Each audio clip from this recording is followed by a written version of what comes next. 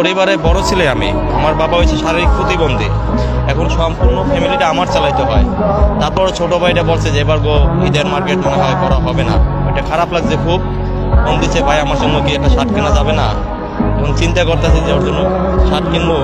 চিন্তা করতেছি এখন বাড়ি টাকা পাঠাবো, নাকি ওরে শার্ট কিনে দেবো, নাকি আমার বোনের কিছু দেবো, নাকি বাপ মার জন্য কিছু দেবো। স্যালারি পাইছে কত, 17,000 টাকা পাইছি।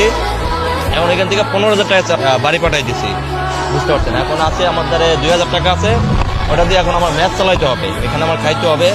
এখন টার্গেট আছে ঈদে একটা ডিউটি করবো। ঈদে ডিউটি করে যদি ওইখান থেকে কিছু টাকা পাই তাহলে বাড়ি কিছু পাঠাবো। না, নিজের জন্য কিছুই নেই, নিজের জন্য আসে এই যে কোম্পানির শার্ট, এছাড়া আর কিছুই নাই। ঠিক আছে, বলতে আমার লজ্জা করতেছে, তারপর আমি বলতেছি, আমার মনের কথা বলতেছি। ঠিক আছে।